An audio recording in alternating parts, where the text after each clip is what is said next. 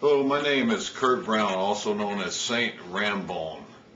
I want to talk to you about the government's forced medical procedures, forced injections, and forced experiments. I had no idea what the government was capable of until the year 2001, right? So the year 2000. I'll start in 2001 because that's more pertinent. I was forcibly injected in 2001 by the federal government of the United States. I was injected against my will. I had been a federal bank examiner in a multi-billion-dollar, if not multi-trillion-dollar federal banking regulatory industry. I worked for the Federal Deposit Insurance Corporation, which is in fact known as the FDIC. It is not a corporation, it is an agency. They have an insurance fund for banking deposits, but they also have federal banking regulators, which are like accountants or auditors who make sure banks comply with federal regulations. What I found out is that the federal banking system is corrupted, that many people know this, that men are killed and they are, I believe that some are struggling back, but they're probably overwhelmed. Why? It's probably because of technology, and we don't know what we're looking at most of the time. People like us, like me, a normal, regular, humane human being, are pushed out or pushed aside or pushed down. That is the nature of the United States. At the higher levels of government where big money is involved. It's all the money, as a matter of fact. The first time I worked for the FDIC in 1999 to 2000. I worked at first in Sacramento, California, and then San Francisco, California. When I was in Sacramento, I noticed we issued bank charters to some people who may have had mob associations with the Nevadas at a casino. Casinos, and I suspected money laundering, but as one bank examiner said, prove it. You cannot prove anything when there is collusion. Collusion is when two or more people or groups get together to cheat. There's nothing you prove, there's no audits reliable or relevant when you have collusion. I was forcibly injected in 2001 because I had reported money laundering and murder, and because I had survived an assassination attempt, and the FBI, nor the Secret Service, nor any federal government agency came to my assistance.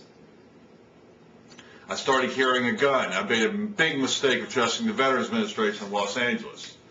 I was held down and forcibly injected in 2001 when I fled Alabama, going back to California because I had survived an attempt on my life in February of 2001. And that was in Louisiana, and I went on to Alabama, which is just a couple states away, and I reported a sheriff who was stealing, a Sheriff Jack Tillman, who's now been forced to resign. He had stole close to $500,000, and he had emaciated inmates. When I fled to Los Angeles, which is where I had been stationed in the military in the 1980s, I was in the Navy there, I was forcibly injected. That was on... I spoke with Joe Jack Tillman, took my gun permit on April 3rd, 2001. I went to Los Angeles, and I was parked on VA property. That was on April 22nd, the night of April 22nd. By April 23rd, 2001, a federal agent had searched my vehicle. They found a gun in the U-Haul. I had it in my truck and in my U-Haul, and they took me and forcibly injected me. They held me for 112 days. During that time, they forced me to lay on a table at one time. They said they were doing a head scan. I believe they did more than that. I refuse to have any of this stuff done. Do not trust the federal government. They forced me, they gave me $1 million bail. The Secret Service came and told me that they were going to put me in jail for 6 months. There was nothing I could do about this. With $1 million bail and that much pressure from the government, they were trying to put me away for many years just for owning a gun for fear of my life. And I say they, I'm talking about the federal crime syndicates associated with the Federal Deposit Insurance Corporation, most likely the Treasury, and also the National Treasury Employees Union, which covers almost all of the government. I urge you to never trust the United States government under any circumstances. I was injected again in 2004. I had been put in forced exile, and I was on probation still for the gun. They forced me to live in California during 2003, 2004. My mother was dying during that period. I was driving back and forth to Alabama to see her. I saw it was in 2004, there had been an explosion of a refinery in West Texas, and I suspected maybe warfare in the state of Texas, or an attack from across the border. But they just said it was like a regular explosion there. It was in early 2004. I was driving through New Mexico, and I saw hazardous materials crews on the side of the road with huge water canisters. At least that's what I thought they were. I thought they were just washing down chemical spills. I noticed I had a burn on my neck right here, and I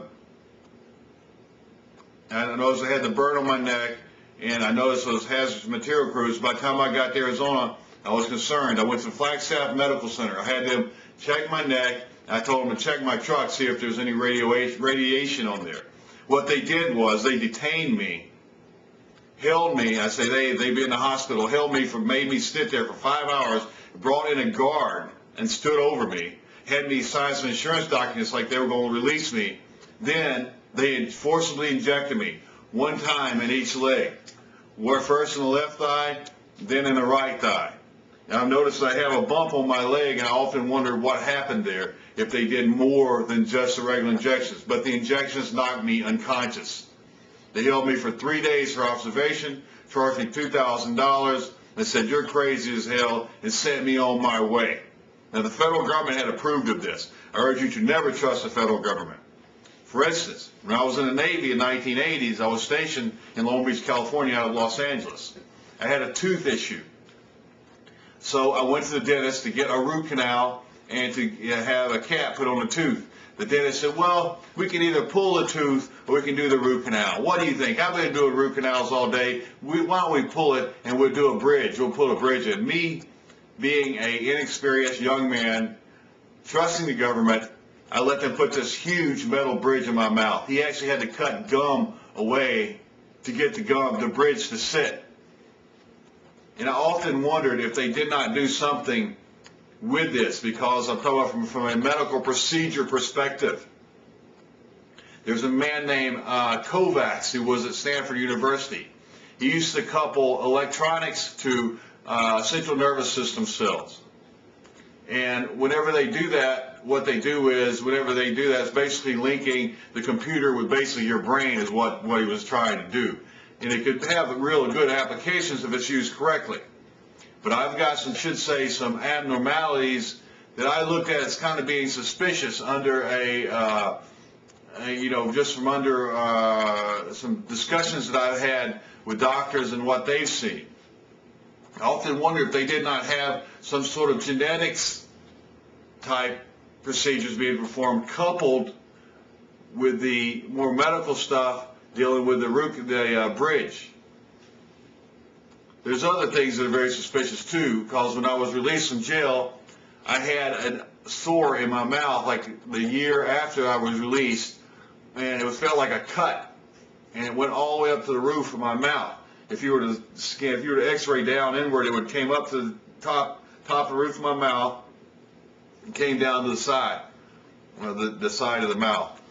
Now, what happened there? Why did I have this huge scar? I actually went to a mouth surgeon. He said, "Yes, you have a scar there. I don't know how it got there." And there's no reason for someone to do that much cutting. I urge you to beware of the federal government in all instances. Like I said, I worked in a multi-billion, if not multi-trillion-dollar federal banking regulatory industry for a very short time. A regional director for the Federal Deposit Insurance Corporation around 1990, about the same time George Bush Sr. came to power, and the same time that the savings and loan crisis happened. That regional director for the Federal Deposit Insurance Corporation was claimed to have shot himself with his own gun in his office. This is what I heard on the scuttlebutt from other people. We weren't allowed to talk about this. I think he was murdered and labeled suicide.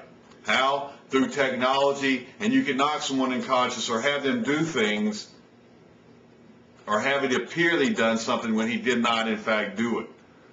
There's always a possibility he was corrupt, but I doubt it. I doubt it because the regional director who replaced him, in my opinion, was corrupt. From what I could see at the bank examinations, and what I tested with them whenever I wanted to see if they would try to kill me in February of 2001.